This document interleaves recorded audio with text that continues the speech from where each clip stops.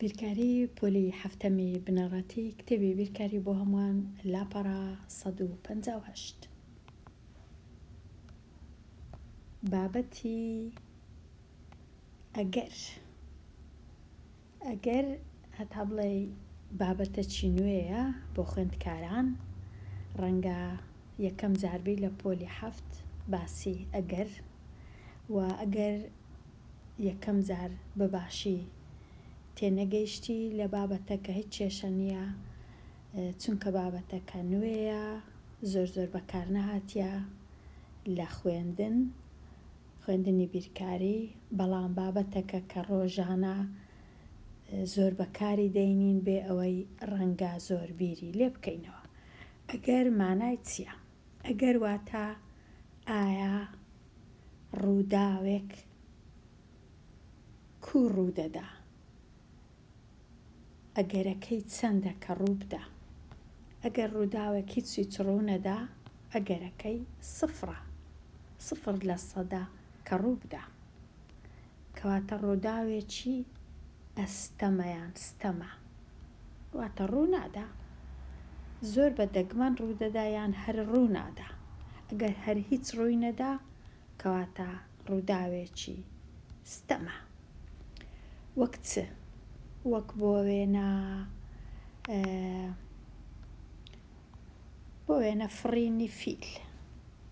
ئەگەر لە فیلم و لە وێنە و شتیوانە بیان لە خەیاڵ، فیل بەڕاستی نافڕی، و ئەگەری 0 کە بەیانی فیل بفڕی. کەواتە دەتوانین بڵێن ئەگەرەکەی 0 کە بفڕی. یان بۆ وێنە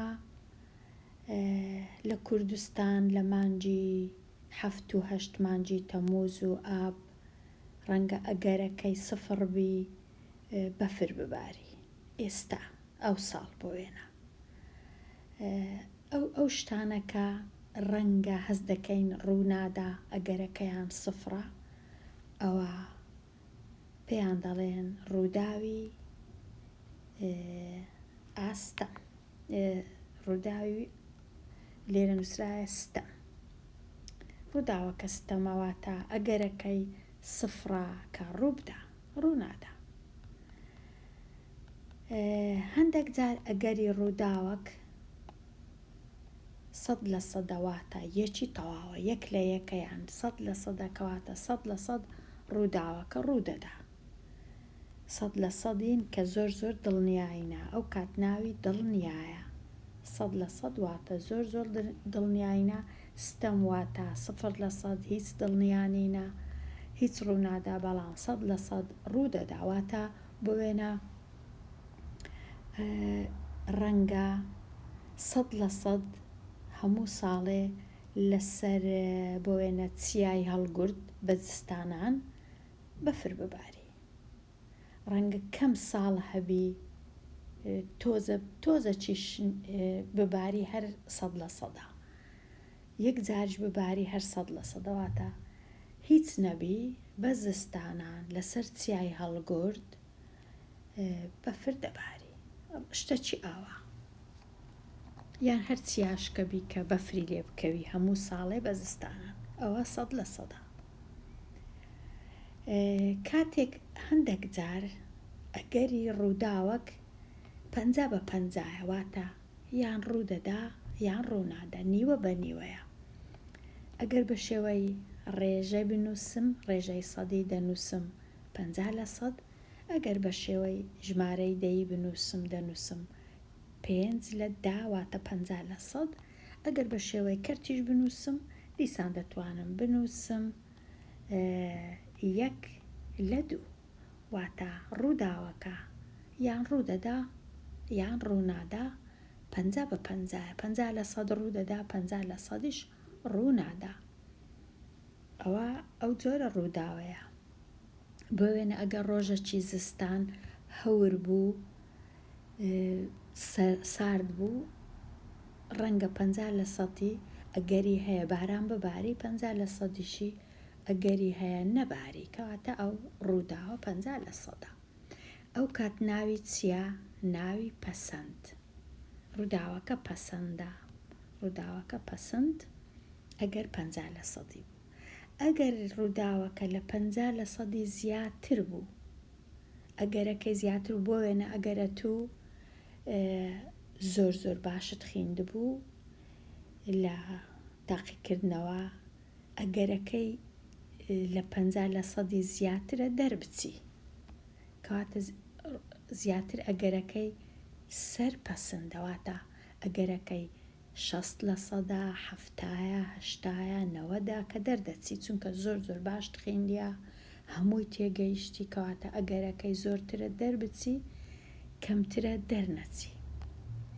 ژێر پەسەند ئەگەر زۆر باشت خوێندبوو، کەواتە ئەگەرەکەی ژێر پەسەندە کە دەرنەچی، کەواتە ئەگەر زۆر باشت خوێندبوو ئەگەرەکەی ڕەنگە 20% بی دەرنەچی، بزانە ئەو ڕۆژی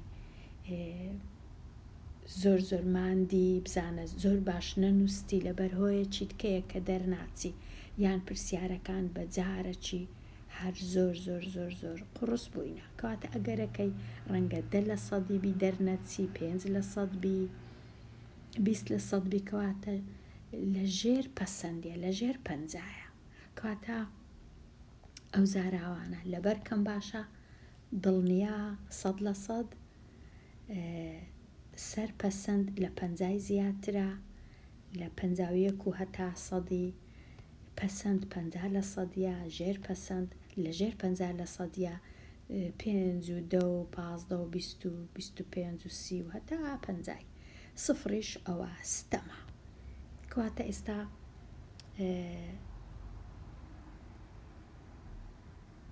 ئێستا بە تەماشای نمونەکان بکەین، بەکارهێنانی دەستەواژەکانی ئەگەر، ستەم یان ژێرپەسەند یان پەسەند یان سەرپەسەند یان دڵنیا بۆ ئەو ڕووداوانە بنووسە. ڕووداوەکم هەیە، ئەگەر هاتوو پێنووسەکت لە دەست بوو، پێنووسەکەت فڕێددا سەر زەوی یان سەر ئارد، ئەگەری چەندە ئەو پێنووسە بکەوی، واتە ڕاست و ڕاست دانەنیشی بکەویتە سەر زەوی. ئەو پێنووسە ئەگەرەکەی چەندە، ئایا ئەگەرەکەی دڵنیایە یان ستەمە یان ژێر پەسەندە یان چییە، واتە ئەوها ئەگەر پێنووسەکەم هەبوو، پێنووسەکەم فڕێدا، ئایا پێنووسەکە ئەوها ڕادەوەستی یان ئەوها ڕادەوەستی، ئەگەرەکەی چەندە، یان دەکەویتە ئەوها دەکەویتە سەر زەوی. ئەگەرەکەی زیاتر ئەوەیە بکەوی، ئەگەرەکەی زۆر کەمە لەسەر نووکەکەی ڕاوەستی، یان ڕەنگە ئەگەرەکە بی ئەوها ڕاوەستی بەڵام زۆر کەمە، وەکو ئەوەی وایە ئەگەرەکەی 100% پێنووسەکە بکەویتن، واتە لە ئاسمان نەمینێتەوە، ڕانەوەستی لەسەر نووکەکەی، ڕەنگە مەبەستیان ئەوهابی، نازان بکەوی مانای چیە، من وای تێدەگەم بکەویتە سەر زەوی، بەڵام ڕەنگە مەبەستیان ئەوە بی پێنووسەکە نامینێتەوە، دەکەویتە خوارێ، کەواتە ئەگەرەکەی 100% بکەویتە خوارێ، لەبەر هەندێ دەنووسم دڵنیە 100% 1:1، چونکە 100% هەردەکا 1:1. ئەوە ئەگەرەکەمان زانی. ئێستا دەرکەوتنی ڕووی یەکەمی پارچەدراوێکی کانزایی پاش فڕێدانی مەبەستیان چییە؟ مەبەستیان ئەگەرە من پارچە کانزایەکم هەبوو، ئەوە بۆ وێنە دراو، دوو لای هەیە، لایەکی ناوی شێرە، لایەکیشی ناوی خەتە.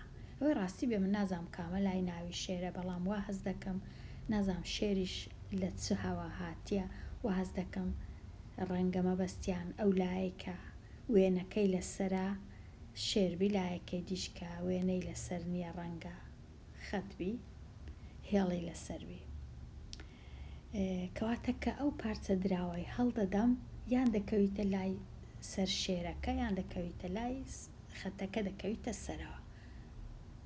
ئەگەر وابی شێر 50% خەتیش 50% خەتیش 50%. پەسەند ئەوە پەسەندە 50% دەکەویتە سەر ئەو لایە دەکەویتە سەرەوە 50%ش ئەو لایە. ئەگەر بە شێوەی ژمارەی دەی بنووسم دەنووسم 0.5 لە 10 یان 50%. ئەگەر بە شێوەی کەرتیش بنووسم دەنووسم 1/2. ئەوەش ناوی پەسەندە چونکە بەس دوو لا هەیە هیچ لای نییە. ڕاستە هەندێک جار کە هەڵی داوای دەکەویتە سەر لایەکانی ئەوەی ڕاستیوی بەڵام زۆر کەمە لە کۆتایی هەر دەکەویتەوە سەر یەک لە لایەکانی شێر یان خەت. ئەوەش ئەوە دەرکەوتنی ژمارە 9 لە فڕێدانی بەردەزارێکدا. ئەوەش ستەمە. بەردەزار مانای چییە؟ بەردەزار ئەوانە کە ناویان زارە، زۆربەی زارەکان 6 لایەن هەیە وەکو 6 پاڵوەکن 6 لایەن هەیە. یەک لە لایەکان ژمارە یەکە وەکو لێرە دەبین دەکەویتە سەرەوە، ئەوی دیکە 2 خاڵ ژمارە 2، 3 خاڵ ژمارە 3 یان 4 خاڵ ژمارە 4، 5 خاڵ یان 6 خاڵ لەوەی زیاتر نییە. زۆربەی زۆری زارەکان 6 لایەن هەیە کەواتە ژمارە 9 زارێکی ئەوها نییە. کەواتە ئەوە ستەمە ژمارە 9 بێ ئەگەر زارەکەت هەبوو تەنیا 6 لای هەبوو هیچ کات ژمارە 9 نایە چونکە ژمارە 9 لە بنچینەدا نییە. کەواتە پێی دەڵێن 0% یان 0/1 یان هەر 0. ئەگەرەکە 0 کە ئەو زاران فڕەدا ژمارە 9 بێ یان ژمارە 7 بێ یان ژمارە 8 بێ لە یەکەوە هەتا 6 تەنیا هەیە. کەواتە ئەگەر یەک لەو ژمارانە دەبی بێ یان یەکە یان 2 یان 3 یان 4 یان 5 یان 6. کەواتە ئەگەرەکە ستەمە و 0% ستەم. ئەگەرەکە لێرە نووسرایە ستەم. وەستانی نیشاندەری پەپکەکە لە پارچە سوورەکەدا دوای سوڕانەوەی. ئەگەرە من لێرە ئەو پارچە بە ئەو بازنەم هەبوو 3 لەسەر 4 بازنەکەم سۆر کردیا، 1 لە 4 کەمەکەی سپیە. ئەگەر ئەو میلی بۆ وێنە وەکو میلی کاتژمێرە، ئەگەر ئەو میلی کاتژمێرە وەکو میلی کاتژمێر بخولێتەوە ئەوها بە دەوری ئەو چێوەدا زیاتر زۆربەی کات لەسەر کام لای دەنیشیتەوە؟ ئایا لەسەر سۆرەکە زیاترە یان لەسەر سپیەکە؟ بێگومان چونکە سۆرەکە ڕووبەرەکەشی زیاترە، مەودایەکەی زیاترە. سۆرەکە 3 لە 4 کات لەسەر میلەکە 3 لەسەر 4 کات لەسەر سۆرەکەی دەبی، 1 لە 4 کاتەکەش لەسەر سپیەکەیە. کەواتە ئەوە لە سەرووی پەسەندا ئەو میلە بکەویتە سەر بەشە سۆرەکە. کو دەینووسم 75% یان 0.75. بەڵام پێویست ناکە لێرە داوایان کردبوو تەنیا بنووسم سەرپەسەند یان پەسەند یان دڵنیە یان ستەم و ئەو شتانە. کەواتە نووسیتیان سەرپەسەند چونکە میلەکە زۆربەی کات دەکەویتە سەر بەشە سۆرەکە. ئێستا تەواو بووین لەو لاپەڕەیە. سەردانەکی لاپەڕە 159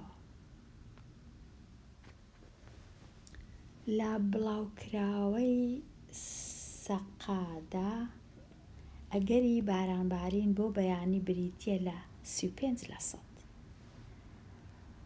کە ئەگەری بارانبارین 35% بوو واتە ئەگەرەکە کەمە لە 50% کەمترە باران بباری، زیاتر پێدەچی باران نەباری. ئەو 35% کو دەنووسم وەکو ژمارەی دەی ئەوها دەینووسم. ئەدی وەکو کرد ئەوها دەینووسم 35%. ئەوجا کورتی دەکەمەوە، دابەشی بۆ وێنە 5 دەکەم، یەکسانە بە 7/20. کەواتە ئەگەری بارانبارین 7 لە 20 7 بۆ 20 یان 0.35 لە سەدا یان 35 لە سەدا. لێرە نووسرایە بە شێوەی ژمارەی دەی و کەرت بینووسە. ژمارەی دەی و کەرت زۆر ئاسانە. ئەگەری هەڵبژاردننی دانا بۆ ئەنجومەنی قوتابیان بریتیە لە 6 لە 10 واتە ئەگەرەکە لە پەسەند زۆرترە چونکە پەسەند 5 لە 10 50 لە سەدا لێرە 60 لە سەدا. ئەو ژمارەیە کو دەنووسم لەسەر ڕێژەی سەدی و لەسەر کەرت بە کەرت ئەوها دەنووسم 6 لە 10 کورتی دەکەمەوە دەبیتە 3 لە 5 بە وەکو ژمارەی سەدیش 60 لە سەد کەواتە وەکو ژمارەی دەیش 0 و 6 نووسرایە بەخۆی. ئەگەری سەرکەوتنی پێشەوە لە دوای یاری شەترنج بریتیە لە 9 لە 25 ئەو ئەگەرە وەکو ژمارەی دەی و ڕێژە بنووسە. وەکو ڕێژە یەکسەر دەبی ئەمن 9 لە 25 ژێرەکەی بکەمە 100 دابە جارانی چاری دەکەم 36 لە 100 کەواتە ئەگەرەکەی بباتەوە 36 لە 100 زۆر نییە لە خوار پەسەندە لە ژێر پەسەندە 36 لە 100 وەکو شێوەی ژمارەی دەیش بینووسم 36 لە 100 وەکو ڕێژەش ڕێژە و کەرت 9 لە 25 36 لە 100 36 لە 100. پەسەندبوون لە نێوان دوو ڕووداودا. گوڵەکانی جۆرێک لە ڕووەکەکان دەکرێت 25 لە سەدی سپیە. هەندێک جار گوڵەکان 25 لە سەدیان سپی دەردەچن، هەندێک جار 25 لە سەدی سوور دەردەچی، هەندێک جاریش 50 لە سەدی زەرد دەبی. کامەیان پەسەندترە واتە کامەیان زۆرترە گەورەترە. لەو سێ ڕێژەیە سپیەکان یان زەردەکان بێگومان ئەوەی کە زیاتر بوو ڕێژەکەی کەواتە گوڵە زەردەکان 50 لە سەدی ڕووەکەکە گوڵی زەرد دەینی کەواتە وەڵام گوڵە زەردەکان بەراورد دەکەین 50 لە سەدی گەورەترە لە 25 لە سەدی. زۆر ئاسانە. کاتێک نیشاندەری ئەم پەپکە دەکەوێتە جوولان ئەگەری ئەوەی لەسەر کەرتی سوور بێ 25 لە سەدیە و لەسەر کەرتی زەردیش 50 لە سەدیە و لەسەر کەرتی شینیش 25 لە سەدیە. ئەگەری زەرد 50 سۆرەکەش 25 لە سەدی. کامیان زۆرترە دیسان لێرەش زۆر ئاسانە. لایە سۆرەکە کاتەکەی ڕووبەرەکەی زیاترە کەواتە ئەگەرەکە زیاترە بکەویتە سەر لایە سوورەکە 50 لە سەدی. ئەگەری بکەویتە سەر زەردەکەم بەستم ئەگەری ئەوەی بکەویتە سەر لایە سۆرەکە یان شینەکە وەکو یەکە چونکە هەردووچیان 25 لە سەدن واتە هەردووچیان 1 لە 4 ئەگەرەکە. بەڵام ئەگەری زەردەکە 1 لە 2 چونکە 50 لە سەدا. بەراوردی شین و سۆرەکەی بکەین وەکو یەکە یەکسانە ئەگەرەکان یەکسانن. کەواتە ئەوەندە زۆر ئاڵۆز نییە ئەگەر چونکە هەموو ڕۆژێ بەکاری دەینین لە ژیانی ڕۆژانە تەنیا ئەوەیە شێوەی بیرکردنەوەکەی تۆزەک هەندێک زار زیاتر دەبی بیری لێ بکەینەوە چ وەڵامێک بنووسین دەنا گۆڕینی ئەگەر لە کەرتی دەی و لە ژمارەی دەی و کەرت و ڕێژەی سەدی زۆر ئاسانە چونکە زانیاریەکان پێشتر دەزانین. لێرە هاتمە یان بیر بکە و تاوتوێ بکە نمونەیەک لەسەر ڕووداوێک بێنە کە باسی ئەگەری تێدابی. نمونەیەک لەسەر ڕووداوێک بێنە بۆ وێنە ئەمن ئەگەر لە کاتی هاویشتنی تیر و کەوان یان هاویشتنی تیر و بەکارهێنانی تیر و کەوان نیشانە گرتنەوە بۆ وێنە ئەگەرە من نیشانەی بگرمەوە لەو بەشە سپیە یان لەو بەشە شینە یان بەشە سۆرەکە یان بەشە ڕەشەکە ئەگەری کامیان زیاترە. ئەگەری سپیەکەی زۆرترە چونکە سپیەکە ڕووبەرەکەی هەرچەندە ڕەنگە گەورەتریش نەبی بەڵام ڕووبەرەکەی وەکو بازنە نییە لە تەنیشتیەکە دەتوانین کە نیشانەی لێ دەگریەوە هیچ نەبی بە جێیەکی سپیەکەی هەردەکەوی کەواتە ئەگەرەکەی پەسەندترە. بەڵام ئەگەری ئەوەی لە بەشە بازنە باریکەکەی سۆرەکە ئەگەرەکەی کەمترە کەواتە لەژێر پەسەندە.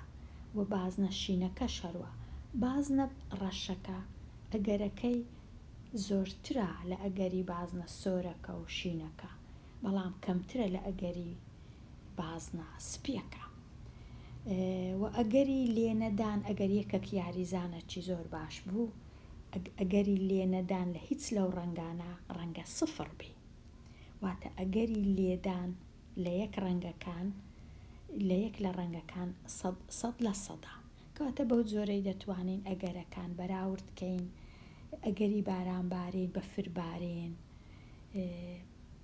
ئەو شتانە ئەگەر باش بخینین لە تاقیکردنەوە ئەگەری دەرچوون لە سەرووی پەسەندە ئەگەری دەرنەچوون کەمە.